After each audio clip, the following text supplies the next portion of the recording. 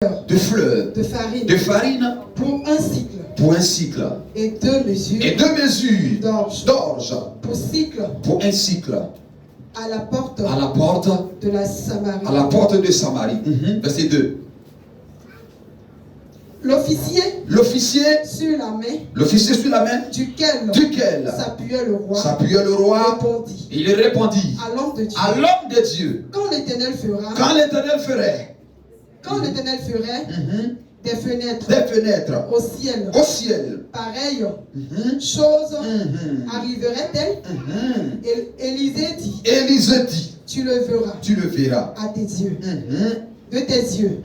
Mais tu n'en mangeras point. Verset 3. Verset 3. Oui. Il y avait à l'entrée de la porte 4 lépreux qui se dirent l'un à l'autre. Quoi? Resterons-nous ici jusqu'à ce que nous mourions? Si nous songeons à entrer dans la ville, la farine est dans la ville. Et nous y mourons. Et si nous restons ici, nous mourrons. Également, allons nous jeter dans le camp des Syriens. Si nous laissons vivre. Si nous laissons vivre, nous mourrons. Nous vivrons. Et si nous font mourir, nous mourrons. Verset 5. Ils partirent donc au crépuscule pour se rendre au camp des Syriens. Et lorsqu'il fut arrivé à l'entrée du camp des Syriens, voici. Il n'y avait personne. Le Seigneur avait fait entendre dans le camp des Syriens un bruit de chars. Et un bruit de chevaux. Le bruit d'une grande armée. Et ils s'étaient dit l'un à l'autre. Voici le roi d'Israël. A pris à sa solde contre nous le roi des Étiens. Et les rois des Égyptiens pour venir nous attaquer. Dernier verset. Au verset 7, et dit, et ils se levèrent et prirent la fuite au crépuscule, abandonnant Anne, leur tente, le chevaux et les ânes. Le camp tel qu'il était, et ils s'enfuirent pour sauver leur vie. Parole du Seigneur. Quelqu'un dit Amen. Quelqu'un dit Amen. Quelqu'un dit Amen. Acclame le Seigneur, il y a cette place, s'il te plaît.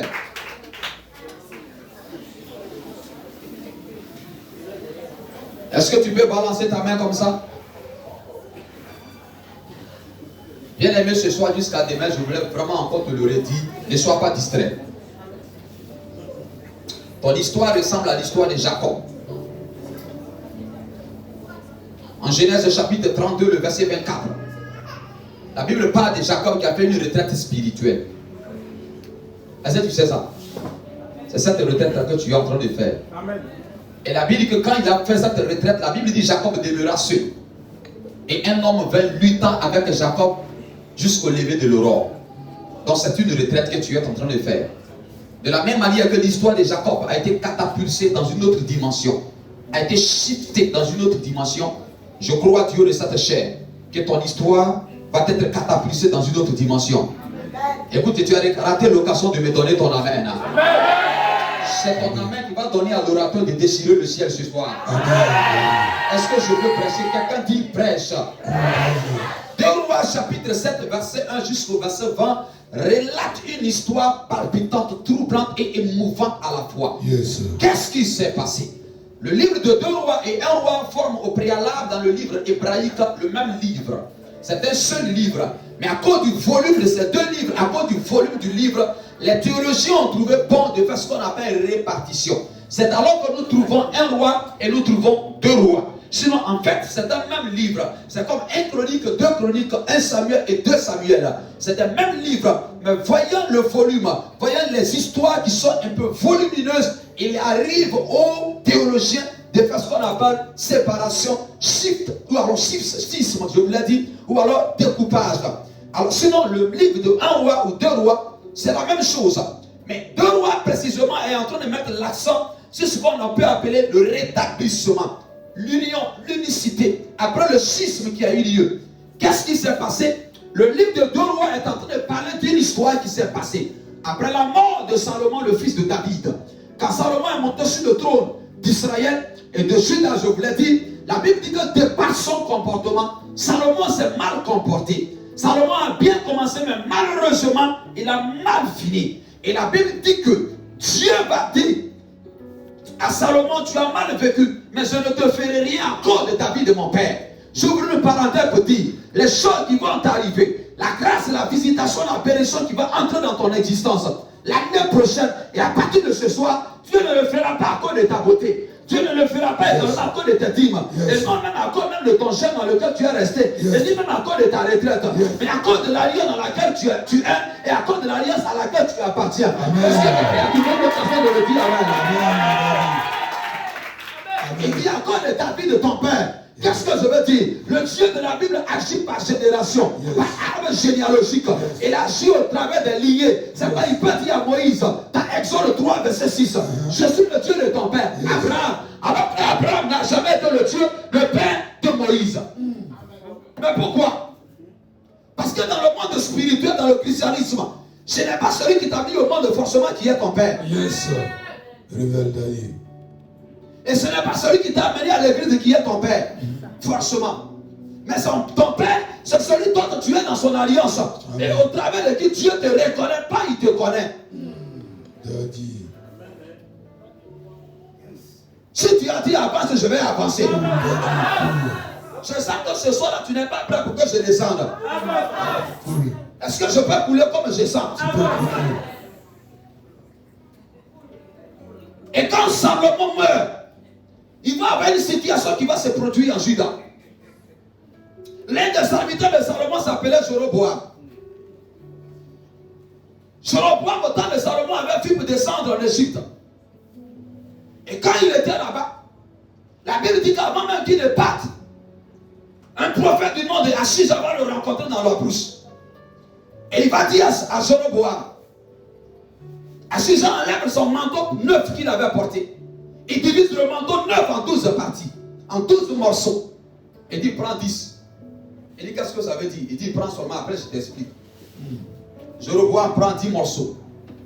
Il dit, les 10 morceaux que tu viens de récupérer, c'est les 10 tribus que tu vas gouverner. Amen. Sur lesquelles tu seras établi. Amen. Alors qu'au préalable, il était le serviteur de Salomon. Il dit, les 2 autres tribus vont revenir à quelqu'un d'autre. Quand vous lisez l'histoire, je suis dans le contexte en train de te situer les choses pour commencer à prêcher maintenant. Amen. Le fils de Salomon s'appelait Roboam. Son serviteur s'appelait Jéroboam. Quand Salomon meurt, effectivement, Jéroboam monte sur le trône. Mais comment il est monté? À cause de la dureté du cœur du fils de Salomon. Dieu, ce qu'il avait dit, c'est accompli. Quand vous lisez l'histoire, la Bible dit, Jéroboam est devenu roi selon la parole que le prophète lui avait donnée. Ce qui va t'arriver n'est pas ce qui est arrêté par le monde de la sorcellerie. Yes. Ce qui va t'arriver l'année prochaine et à partir de ce soir n'est pas ce que quelqu'un a prévu contre toi. Yes. Mais ce que le ciel a réservé en ce qui te concerne. C'est ce que Dieu a prévu qui va t'arriver. C'est ce que le Seigneur a réservé qui va t'arriver. C'est ce que Dieu a arrêté qui va t'arriver. Ainsi je me tiens lieu de cette chair. En maintenant dans l'onction du prophète, en déclarant ce soir que tous les décrets du monde machiavélique, tous les décrets du monde de la sorcellerie, ces décrets ne vont pas t'atteindre, ces décrets n'arriveront pas. Quelqu'un a dit Amen à ma déclaration. Celui qui dit Amen fort, le Seigneur va dans son histoire. La Bible dit dans Ésaïe 7:7, cela n'arrivera pas et cela n'aura pas lieu. Ainsi je peux te regarder ce soir et déclarer sur ta vie que tout décret de mort, tout projet d'accident, tout projet d'empoisonnement est annulé et révoqué. Et tout est de non à venir si tu as dit Amen. Alléluia. Jéroboam devient roi. et il va mal se comporter. Et c'est comme ça que l'histoire continue. Et nous arrivons ici au temps d'un roi en Israël.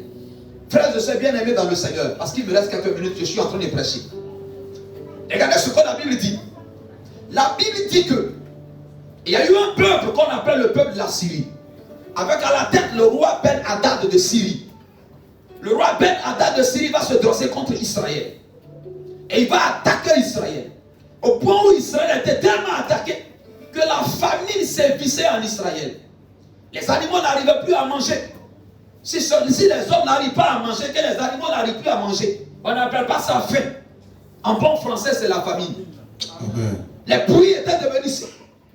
Les torrents étaient coupés. Aucune eau ne pouvait ruisseler. Pourquoi? Parce que la guerre était descendue dans le pays. Les ennemis d'Israël avaient attaqué Israël. Au point où ils ont fait ce qu'on appelle un camp militaire. Et la Bible dit dans cette période, tellement qu'il y avait la famine, des femmes ont fait confrérie en sorcellerie. Elles se sont dit, on n'arrive pas à manger. Qu'est-ce qu'on va faire? Moi j'ai des enfants. Toi aussi tu en as. Chacun qui a ses enfants envoie ses enfants, on va les manger. Parce qu'il n'y a rien à manger. Et quand ils ont commencé à manger, l'autre, au lieu d'envoyer son fils, elle dit non. C'est vrai, on a mangé pour toi, là, moi je suis rassasié, mais mon enfant là, il me tient trop à cœur. Je ne peux pas l'envoyer. Je parle à quelqu'un. Si quelqu'un veut déprogrammer en cette fin d'année, Dieu va mettre quelque chose dans son cœur au point que ça soit toi, c'est quelqu'un d'autre qui va programmer. Amen. En fait, c'est ton amen qui valide la déclaration. Amen. Un amen vibrant est une déclaration qui est assurée et confirmée. Amen. Et la Bible dit que c'est comme ça que l'autre dont son enfant a été mangé.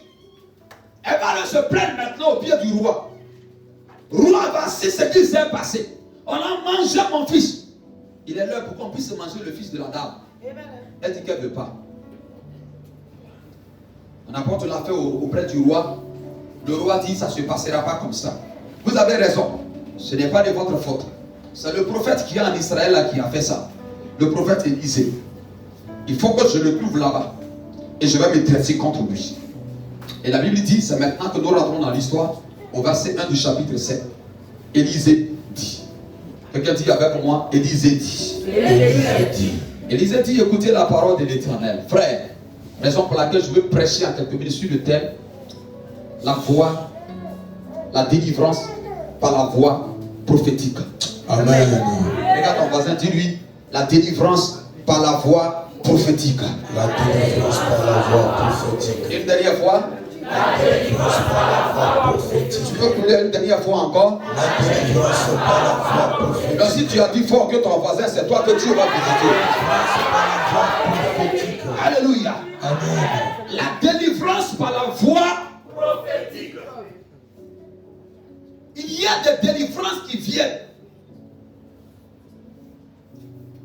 C'est ton frère qui est allé voir quelqu'un pour qu'on puisse te délivrer de cette tourmente d'une prison.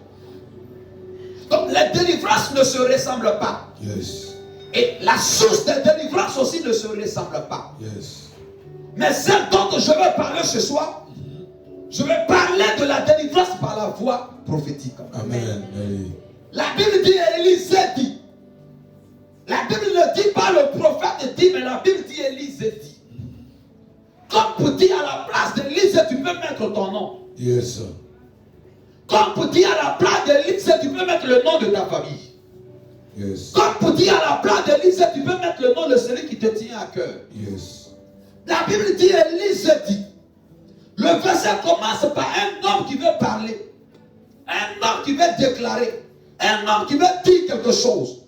Alors que tout le chapitre ici a été présenté comme un chapitre difficile.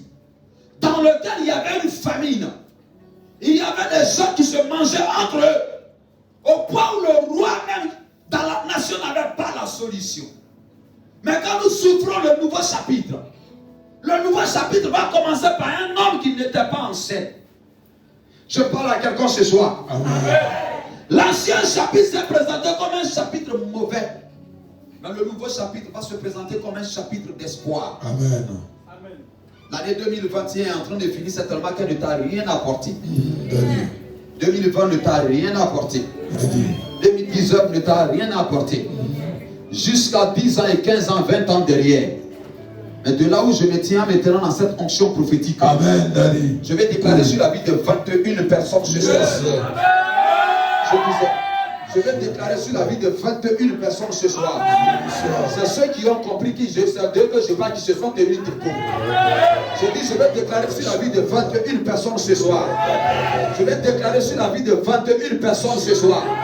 Si elles sont prophétisées, je déclare maintenant.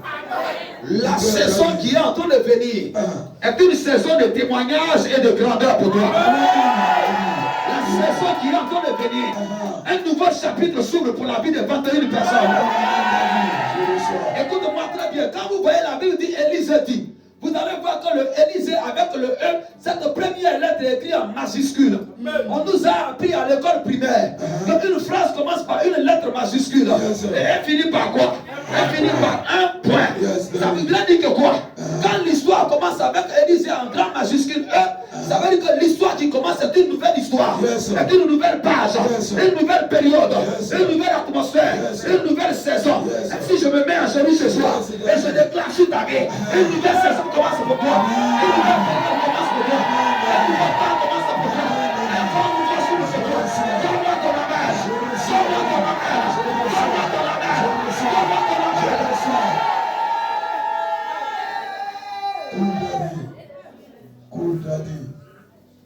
Alléluia. Amen. Ce qui s'était rabaissé va commencer à monter. Yes, amen, je reçois. Ce qui s'était courbé va commencer à se relever. Yes, je reçois. Et dès que nous entrons en 2022, Yes, janvier 2022, yes, le premier dimanche jusqu'au troisième dimanche, je vois près de 15 personnes dans le témoignage. Je disais que je vois près de 15 personnes dans le témoignage. Vous êtes allé à l'école. Cool. Est-ce que vous êtes allé à l'école? Cool, Daddy. Est-ce que vous continuez encore? Voir. Vous avez arrêté il y a longtemps. Voir. Que la grâce de Dieu soit sur vous. Demain, je vais prophétiser sur vous. Yes, Il y a deux choses qui vont vous arriver. yes, Vous avez un enfant. Yega. Vous avez un enfant. Avance. Vous avez un enfant. Votre enfant, c'est quoi? Zeyindi. Hein? C'est quel sexe? Lui là, il est quoi? Par contre, ça, je vais vers cet enfant. Vous avez un enfant garçon. C'est pourquoi je vais vers cet enfant. Ce que Dieu veut faire dans votre vie et dans la vie de votre fils, il va le faire dans la vie de cet enfant. Amen. Cet enfant, c'est qui est sa mère? Je vois dans la vie de cet enfant, votre fils a devenu encore habillé. Je dis que votre fils ici va devenir encore habillé. Il y a deux choses qui vont se passer dans votre vie. Je vois le Seigneur ouvrir les portes dans votre vie. 1, 2 et 8. Vous avez quel âge? Vous avez 30 ans. Il y a deux choses qui sont quittées dessus, qui se sont ajoutées dessus. Ça va bien? Non, tu vas continuer demain. Cool, Daddy. Je crois que vous n'êtes pas prêts.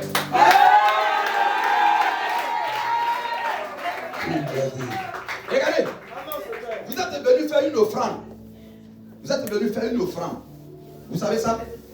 Quand vous êtes venu déposer l'offrande, yes,